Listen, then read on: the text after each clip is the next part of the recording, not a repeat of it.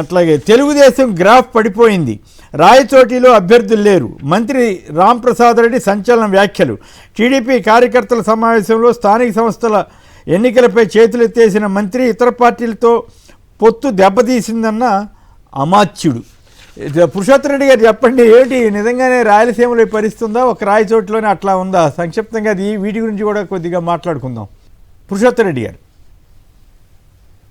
మీరు మ్యూట్లో ఉన్నట్టు చెప్పండి సార్.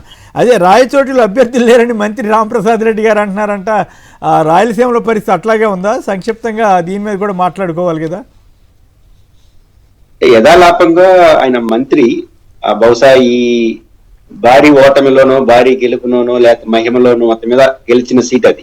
ఎందుకంటే ఆ నియోజకవర్గం శ్రీకాంత్ రెడ్డి గారు ఒక రకంగా జిల్లా హెడ్ క్వార్టర్ చేశారు. ఆ నియోజకవర్గాన్ని చాలా జాగ్రత్తగా చూసుకున్న హెడ్ క్వార్టర్ చేశారు. ఏ కాంబినేషన్ చూసినా అది వైసీపీ గెలవాల్సిన సీటుగా అందరూ ఒప్పుకుంటారు.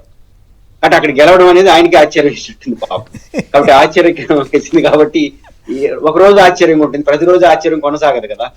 పైపెచ్చు పరిస్థితులు మారాయి కాబట్టి. రెండోది ఇప్పుడు జిల్లా వారి ఆందోళనలో ఒకటి నిజం చెప్పలేవాలి. అదేంటంటే జిల్లా హెడ్ క్వార్టర్ ఒక ఆశ కల్పించి అక్కడ ఏర్పాటు చేసి ఒక వాతావరణం వస్తున్న సమయంలో మార్చేస్తే ఎవరైనా హర్ట్ అవుతారు. కాబట్టి రాయచోటి ప్రజల్లో అది ఉంది, రాయచోటి మున్సిపల్ లో ప్రత్యేకంగా ఉంది. కాబట్టి ఎవరైనా ఎందుకు సాహసం చేస్తారు? ఏమని పోవాలి ఇప్పుడు ఆయన? ఏమని పోవాలి ప్రజలకి? జిల్లా హెడ్ క్వార్టర్ మార్చేసినాం అందుకు ఓటేమని చెప్పుకోవాలి. కాబట్టి ఎట్లా బతులు? కాబట్టి అదే వైసీపీ వాళ్ళు అడుగుతారు కదా, దీన్ని కాపాడుకోవడం కోసం మమ్మల్ని గెలిపించండి అని. కాబట్టి ఆ యాంగిల్ ఆయన చెప్పలేక అభ్యర్థులు మున్సిపాలిటీలో చెప్పాడు ఆయన, నియోజకవర్గం కాదు. కాబట్టి మున్సిపాలిటీలో అభ్యర్థి దొరకపోవడానికి ఇది ఒక ఇంపార్టెంట్ కారణం అని అనుకుంటున్నాను. అభ్యర్థులు దొరకచ్చు కానీ ప్రజలు దొరకరు, అదే చాలా ఇంపార్టెంట్ గా చూసుకోవాలి. బాగా చెప్పారు పురుషోత్తమ రెడ్డి. విష్ణు గారు మీరు కూడా సంక్షిప్తంగా దీని మీద కామెంట్ చేస్తారా? అది సార్, పురుషోత్తమ రెడ్డి గారి అభిప్రాయంతో నేను కూడా ఏకీపిస్తున్నాను. ఎందుకంటే ఆయన అక్కడ ఉన్నటువంటి హెడ్ క్వార్టర్ని తరలిస్తే రాజీనామా చేస్తాను అని చెప్పని మాట్లాడాడు. ఆయన చేతుల్లో కూడా ఏమీ లేనట్టుగా ఆయన కళ్ళ నీరు పర్యంతరం అయింది.